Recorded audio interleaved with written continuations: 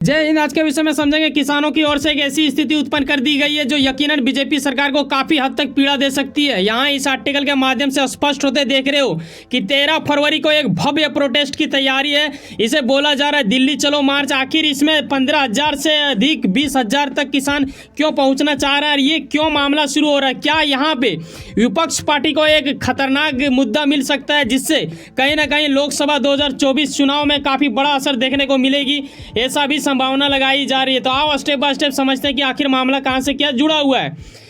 कई गुना संभावना बढ़ता नजर आ रहा है कि बीते कुछ वर्ष पहले जिस प्रकार आपने देखा होगा 2020 से 21 के बीच में एक भव्य किसान आंदोलन की गई थी, कई लोगों की इसमें कुर्बानी भी जा चुकी थी। ऐसे विषय में 13 फरवरी को फिर से इस तरह दोहराया जा सकता है, ऐसा कुछ संभावना लग रहा है। इसमें पहली बार ऐसा शायद देखने को मिले आपको कि आपने ये चीज़ नोट किया होगा ना कि जब भी कोई भी व्यक्ति या फिर कोई भी संगठन की ओर से प्रोटेस्ट की जाती है उसके बाद ही सरकार वहाँ पहुँचती है, फिर वार्ता होता है दोनों के बीच। लेकिन इस बार इनके आंदोलन की सिर्फ संभावना होने से ही सरकार में काफ़ी हलचल मच चुका है। सरकार इनसे वार्ता करने की काफ़ी प्रयास कर रही है, कई सारे एक्स्ट्रा ट्रिक्स भी प्रयोग की जा रही है ताकि इन चीज़ों को रोका जा सके। तो उसके बारे में आगे स्टेप में हम लोग समझेंगे, लेकिन बताना चाहेंगे कि 2020 से 21 में क्या हुआ था ये भी आपको थोड़ा बहुत याद रहना चाहिए, क्योंकि ये पंजाब, हरियाणा, यूपी, राजस्थान, छत्तीसगढ़ से जुड़े हुए किसान, यहाँ तक कि आप बोल सकते हो कि ये भारत के अधिकांश अलग अलग राज्यों के भी किसान यहाँ पहुँचे थे जब भारतीय संसद द्वारा पारित 3 कृषि अधिनियमों के विरुद्ध ये लोग चला रहे थे उस वक्त। लेकिन तब क्या होता है कि प्रोटेस्ट खत्म हो जाता है। उस वक्त बीजेपी सरकार ने ये चीज़ कर दिखाया था, उन लोगों को समझा चुका था। लेकिन क्योंकि 2024 लोकसभा चुनाव काफ़ी निकट आ चुका है, ऐसे विषय में हर वो नेता को एक बड़ा मुद्दा चाहिए, एक भव्य मुद्दा चाहिए ताकि लोगों के हृदय के अत्यंत गहराई में वो अपना छाप और अपनी प्रचार को एक तरह से ज़्यादा विकसित कर सके। इन चीज़ों के लिए एक अगर खास बात देखोगे तो इसमें बीजेपी सरकार के लिए ये तो झंझट पैदा करेगी ही, लेकिन वहीं विपक्ष के लिए बड़ा सुनहरा मौका हो जाएगा, क्योंकि उन्हें तो एक खास मुद्दा मिल जाएगा इस चीज़ को लेके। और लोकसभा में आखिर ये इस चीज़ से कोई भी चौंकना नहीं चाहेगा। तो यहाँ पे कांग्रेस के दिग्गज नेता या फिर अतिरिक्त पार्टी के कई सारे दल इन मुद्दों को काफ़ी ज़्यादा हवा दे सकती है। ये एक भव्य प्रोटेस्ट के रूप में भी देखा जा सकता है। ऐसे कई सारे बुद्धिजीवों का सूत्रों के हवाले संभावना वाली बात बयां में आ रही है। ठीक है, आगे हम लोग बढ़ेंगे कि आखिर ये कहाँ से हो रहा है, कौन लोग इसे कर रहे हैं। यहाँ पे 2 संगठन का नाम बताया जा रहा है, जो एक SKM है और दूसरा आप देखते हो KMM। इन लोगों के ओर से ये सब कुछ किया जा रहा है, जहाँ पे इनका पिछले बार की तरह क्या होता है कि MSP को लेके ऐसा कुछ गारंटी दी गई थी ना, जिसे ये लोग चाहते हैं कि भाई साहब सिर्फ गारंटी देने से नहीं होगा। यानी केंद्र सरकार ने कह दिया कि हाँ जी किसानों सुनो ऐसा कुछ मैं कर दूंगा, लेकिन ये लोग चाह रहे हैं कि इसे कानून के रूप में बदला जाए और इसके अतिरिक्त कुछ पेंशन वेंशन की भी अतिरिक्त कई सारे पॉइंट इनका इसमें जुड़ता है। इन चीज़ों को कहीं ना कहीं मांग को अपना दिल्ली में रखना चाह रहे हैं ये लोग गवर्नमेंट के पास, और इसीलिए ये लोगों की ओर से घोषणा कर दी गई है कि दिल्ली चलो मार्च ये 13 फरवरी को करने वाले हैं। यानी आज खत्म होने के बाद ये कल कर सकते हैं, ऐसा इनके ओर से घोषणा की गई है। यहाँ करीब 200 से अधिक किसान संघ होंगे, यानी इन लोगों का जो संगठन बना है उसमें से 200 संगठन की बात की जा रही है। हर संगठन में करीब ना जाने कितने लोग होंगे और करीब 2000 ट्रैक्टरों के साथ ये लोग आगे बढ़ेंगे और ये काफ़ी अद्भुत दृश्य हो सकता है। लेकिन आपको बता दूं कि उस बार जब हुआ था ना, तो ये ना सिर्फ किसान से जुड़े सरकार के लिए बल्कि आम लोगों के लिए भी कहीं ना कहीं खतरा सा लग चुका था। और इस बार ऐसा कुछ ना हो, इसके लिए सरकार क्या प्रयास कर रही है ये जानने वाली बात होगा। पहले हम देखेंगे जिन राज्यों में ज़्यादा है, जैसे कि पंजाब हो गया, पंजाब के किसान यहाँ पे संभावना इस तरह आर्टिकल के माध्यम से बताया जा रहा है कि ये लोग ट्रैक्टर ट्रॉली के जरिए दिल्ली जाने के लिए हरियाणा में दाखिल होंगे। ठीक है, ये लोग वहाँ से निकलेंगे फिर हरियाणा की ओर प्रवेश करेंगे।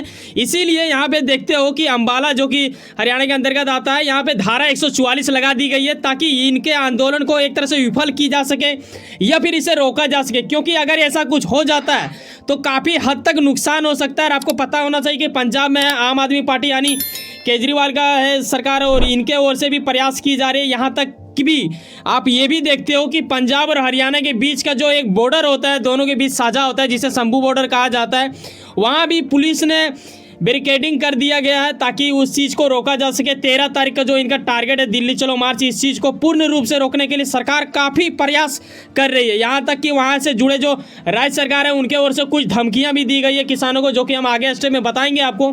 फिलहाल समझने वाली बात ये है कि पिछले बार की जैसा इस बार भी फिर एक तरह से भव्य प्रोटेस्ट ना हो जाए दिल्ली चलो इस तरह। तो किसान नेताओं को एक तरह से धमकी क्या दी गई है वहाँ की लोकल गवर्नमेंट की ओर से, वो यहाँ पे देखने योग्य होगा।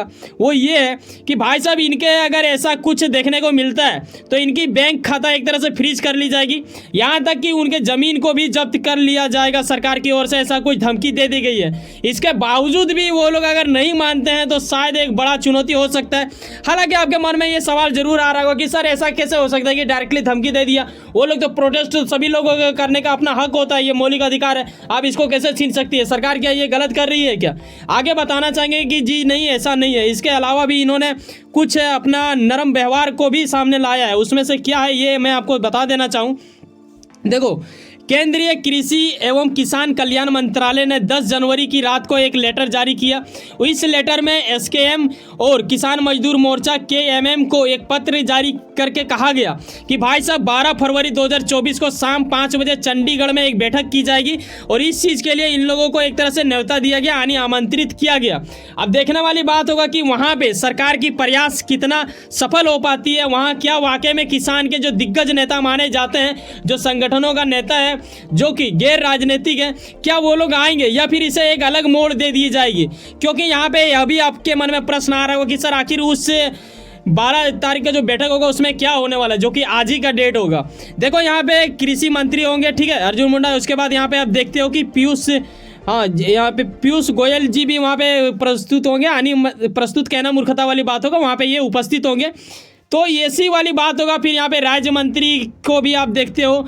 इसके अलावा 3 सदस्यीय केंद्रीय टीम भी भाग लेगी और किसान के जो दिग्गज नेता होंगे संगठनों का जो वहाँ पे नेतृत्व कर रहे होंगे ये लोग आएंगे, ठीक है, गृह राज्य मंत्री भी होंगे।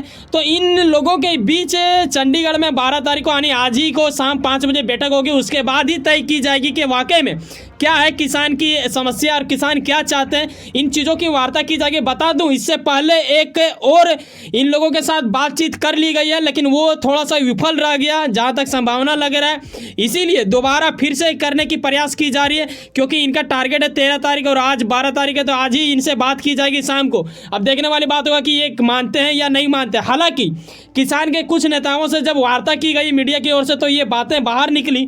उसमें से मैं आपको बता देना चाहूँ कि किसान नेताओं का यह कहना है कि भाई साहब अगर बातचीत विफल होती है, यानी आज शाम जो बात होने वाला है ये चीज़ अगर विफल हो जाता है, उनकी मतलब प्रोटेस्ट की जो मांग है वो चीज़ पूरा नहीं की जाती है या फिर उस तरह आश्वासन नहीं मिलता है, तो ये लोग ये भी बोल रहे हैं कि हम लोग 2000 से अधिक ट्रैक्टरों की एक तरह से काफिला ये लोग निकलेंगे। काफिला होता है जो गाड़ी बाय गाड़ी चलती रहती है, लंबी काफ़ी ज़्यादा है ना भीड़ के साथ, उस तरह होगा इनका।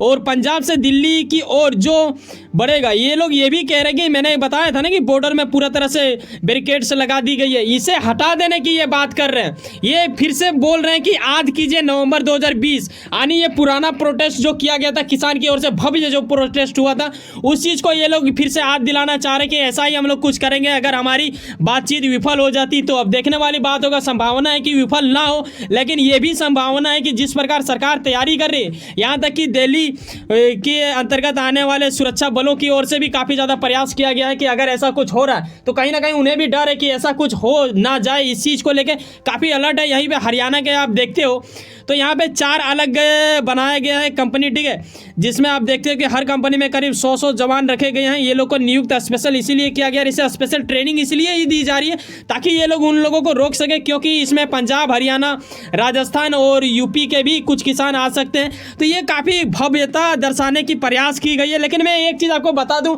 कि पिछली बार की जैसा ना इस बार नहीं हो पाएगा, क्योंकि कई सारे जो दिग्गज नेता थे उस वक्त के प्रोटेस्ट में, वो लोगों की ओर से कुछ ज़्यादा स्टेटमेंट देखने को नहीं मिला है। वो लोगों ने ये खुल के नहीं बोला है सामने कि हाँ हमारा भी टीम वहाँ पे पहुँचेगी। तो ये एक देखने वाली बात होगा। तो इस बार थोड़ा थोड़ा फीका पड़ जाए, हो सके कि आज ये मैटर क्लियर हो जाए। लेकिन वहीं मैं यह भी बता दूँ कि हरियाणा सरकार ने कुछ अद्भुत कर दिया है दिल्ली चलो मार्च को रोकने के लिए। कहीं ना कहीं इन्होंने अपने इलाके के अंतर्गत, क्योंकि ये बॉर्डर पूरा तरह से मतलब नियंत्रण में ले आने की प्रयास में लग चुके हैं, करीब 7 जिलों में इंटरनेट सेवाएँ बंद कर दी गई है। ये 11 फरवरी से लेकर करीब ये सुबह 6 बजे से ही शुरू कर दी गई थी और ये 13 फरवरी रात 11:59 तक ये रहेगी। वैसे सुनो ना, कहीं ना कहीं कुछ ना कुछ काम करते होंगे, लेकिन अपने काम का प्रति काफी ज्यादा उम्मीद रखते होंगे। यकीनन आपका मेहनत आपका मंजिल बन के मिला। वैसे सुनो ना, सब्सक्राइब कर लो वर्ल्ड अफेयर्स पॉलिटिक्स और जुड़े रहो मुझसे। चलो मिलता है किसी नेक्स्ट वीडियो में। बाय, जय हिंद, जय भारत।